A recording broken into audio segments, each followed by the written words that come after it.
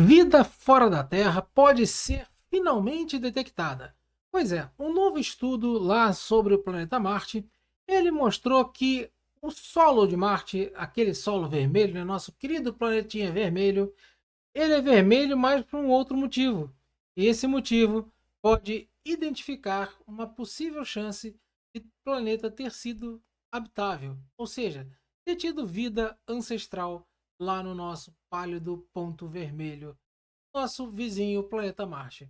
Então, se você gosta desse tipo de vídeo, vem comigo que eu vou lhe contar, mas antes, larga dando like. E agora sim, vamos lá!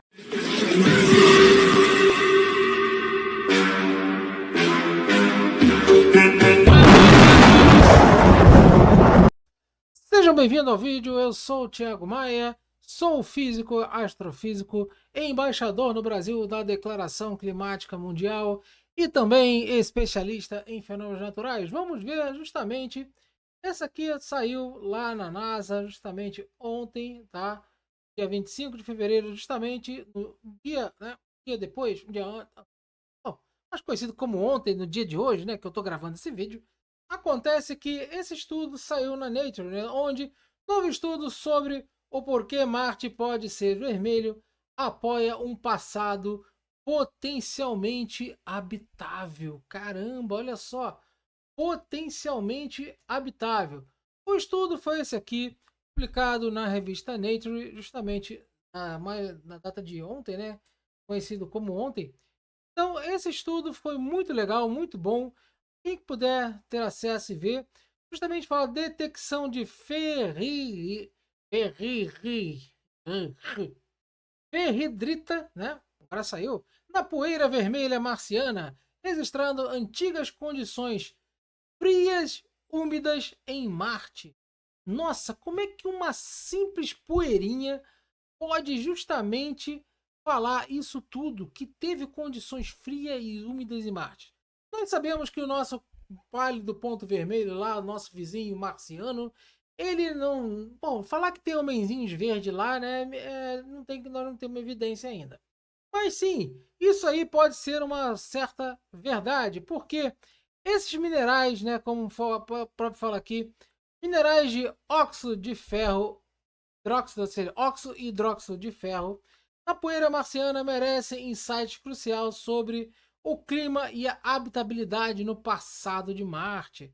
Pois é, esses estudos atribuem a cor vermelha, né, que, por exemplo, muitos falavam que antes era hematita anidra, né, ou seja, hematita, ou seja, formada por intemperismo recente, ou seja, simplesmente o solo de Marte seria vermelho por causa da hematita. A hematita é uma rocha com óxido de ferro, formado também por intemperismo e tal, né? Aquela coisa, né, de a própria mesmo deposição, apuração de clima e tal. Até mesmo no clima marciano, né, que tem pouquinho coisinha lá, mas sim, mas sempre tem uma deposiçãozinha lá.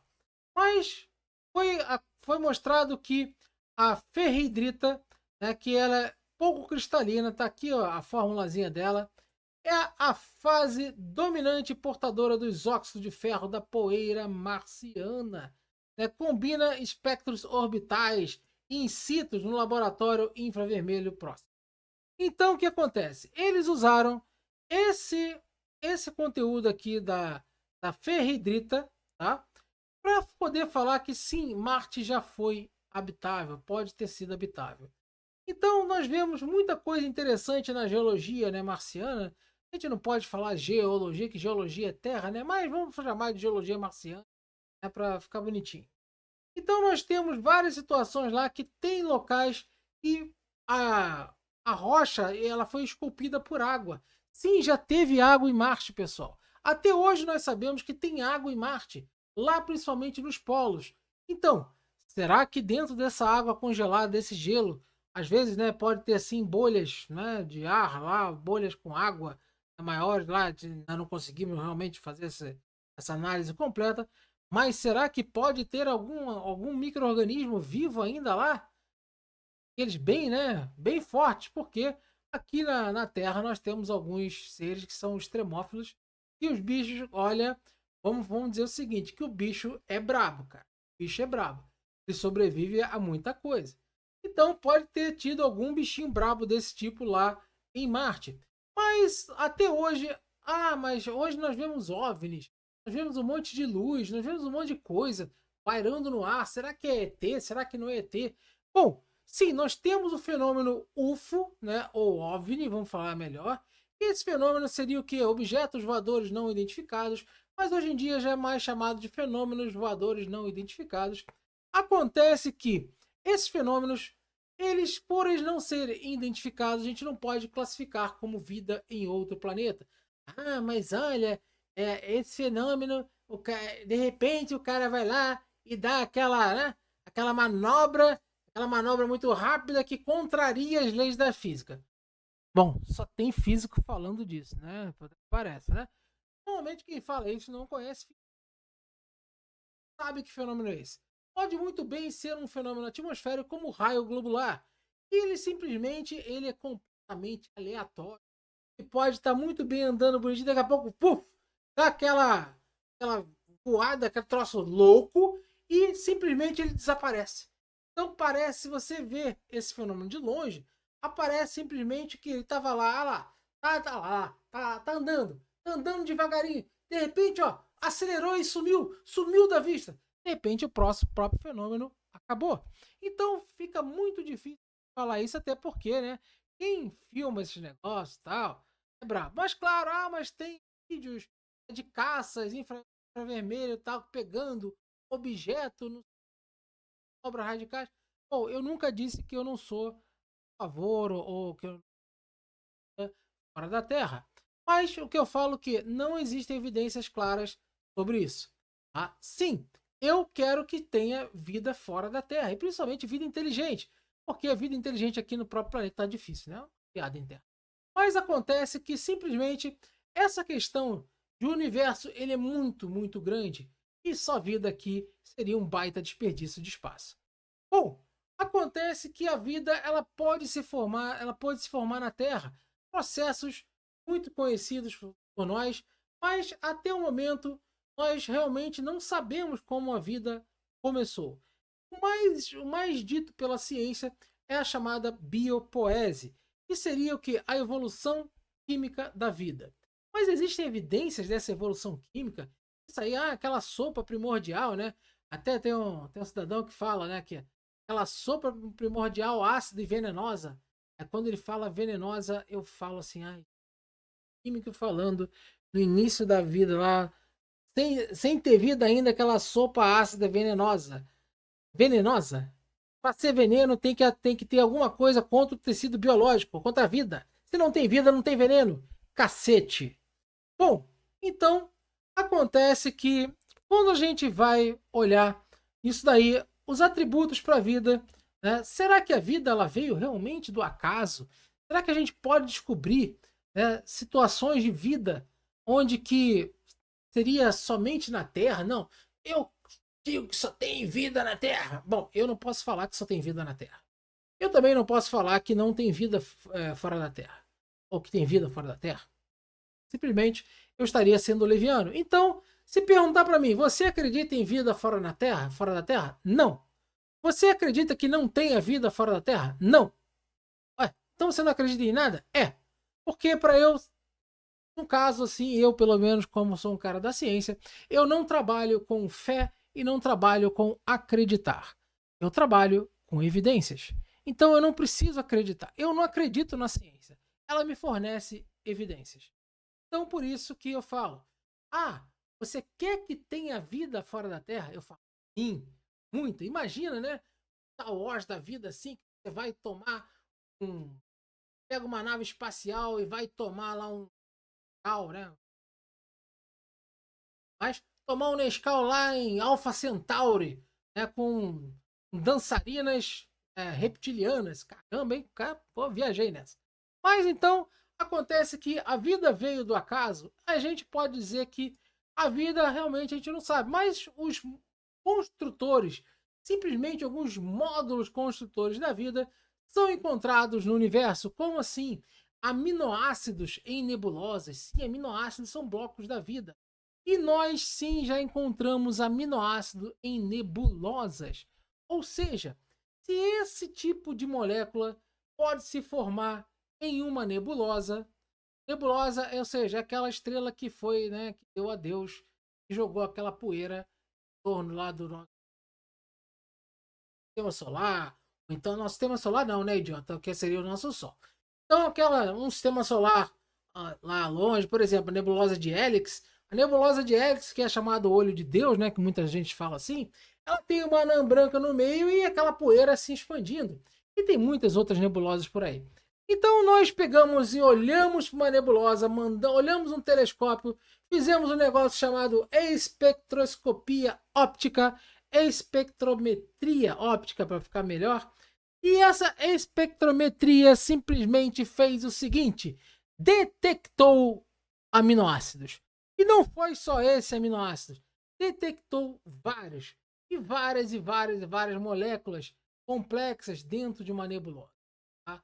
Então, não só temos carbono, não só temos oxigênio, não só temos hidrogênio, temos também moléculas mais complexas, inclusive hidrocarbonetos. Pois é, a nebulosa Cabeça de Cavalo tá cheio, né, de petróleo, vamos dizer assim. Então, né, quantos dinossauros morreram lá, né? Ah, bom, deixa pra lá. Acontece que isso daqui, como é que a gente sabe que existe essa molécula lá na casa do cacete, no meio de uma luz, no meio de uma nuvem? Como é que funciona essa espectrometria óptica para a gente saber disso? Bom, vamos voltar aqui, vamos aterrissar no nosso belo do palio do ponto azul e simplesmente ver isso aqui, ó. Vocês já viram um negócio? Quem já fez ensino médio, tem laboratório de química, já brincou com isso aqui? Um negócio chamado ensaio de chamas. Você pegava simplesmente alguns líquidozinhos, alguns sólidos, por exemplo, com rico em zinco, queimava num bico de Bunsen, né? Olha só que legal, e daria uma chama com uma certa cor. O potássio, né? O KKK, o potássio ele teria um outro tipo de cor. O estrôncio, o sódio e o bário. Pois é, então cada tipo de elemento ele tem um espectro de emissão e um espectro de absorção. E se a gente conhece qual é esse espectro de absorção e de emissão, nós sabemos quais são os elementos que tem na Terra e que tem lá fora. Pois é, nós descobrimos o hélio primeiro no Sol do que aqui na Terra, justamente pelo espectro de absorção. E nós sabemos que o Sol tem sim lá hidrogênio, né? Aquele hidrogênio tem próton, tal, tem Maria, não só na verdade, ele é muito mais, vamos dizer assim, plasma, né? Plasma ionizado, ou seja, íon não é átomo, tá? Só pra gente, claro, né? Que íon é íon, átomo é átomo. A definição de átomo, como na verdade, para ser átomo, ele tem que estar neutro, ou seja, tabela periódica, né? Então, guardem bem isso aí. Acontece que outra coisa que nós vemos bastante quando vem um meteoro, né? Aquele meteoroide que entra na nossa atmosfera, sai queimando e libera aquela cor. E pela cor que é liberada, nós sabemos a composição química, pelo menos predominante, do meteoro, ou seja, daquela rocha, né? O meteoro é todo e qualquer fenômeno que aconteça na atmosfera da Terra. Lembrando que a meteorologia é o quê? É o estudo dos meteoros, né? Oh, né? Meteorologia, estudo o quê? Chuva, nuvens, tal, não sei o quê. Ou seja, chuva, nuvem, são meteoros. Pássaro voando, ele é um fenômeno da atmosfera? Que acontece na atmosfera? Sim, então é também um pássaro voando. Um meteoro, um raio é um meteoro chamado eletrometeoro. E muito aí, por aí vai. Então o meteoro não é só aquela bola de fogo, né, que entra provocando atrito, né? Mas depois dessa aula, nada a ver com a parte do vídeo, mas tudo bem, pelo menos já ficaram com esse conhecimento. E quando nós vemos lá o nosso final de ano, nosso Réveillon e tal, a queima de fogos. Então aqui vocês têm justamente a cor que cada fogo, cada artifício dele queima, depende do elemento que nós estamos dando. Aqui nós temos o estrôncio, o bário, nós temos o lítio, nós temos o sódio, nós temos nós temos o cobre, né? Cobre, e nós temos o cálcio. Então, cada elemento desse provoca uma cor diferente, e é justamente dessa forma que nós sabemos que lá na nebulosa tem sim esses tipos de aminoácidos, tem vários aminoácidos e muitos outros elementos, e muitas outras moléculas que nós já detectamos. Justamente nós pegamos essa linha de emissão, essa linha de absorção, sabemos, nós conseguimos medir aqui na Terra, tá? No Sol, vocês podem ver aí depois, chamado espectro de Fraunhofer, é justamente que dá no Sol. É lindo, a gente consegue ver. Então nós sabemos até mesmo num planeta lá na casa do cacete, virando à direita ou à esquerda, dependendo do seu ideologia, mas aquele planeta lá longe, quando ele faz o trânsito na frente da sua estrela e entra aquela luzinha e essa luzinha passa pela atmosfera, a gente capta essa luzinha. E nós sabemos se na atmosfera dele tem dióxido de carbono, tem oxigênio e mais ou menos qual é a composição dessa atmosfera. E essa composição da atmosfera pode ser que um planeta desse, por exemplo, seria um planeta gasoso ou se é um planeta rochoso. E se for um planeta rochoso, tendo dióxido de carbono, tendo oxigênio e tendo água, é muito provável que possa ter vida. Pois é, dorme com um barulho desse.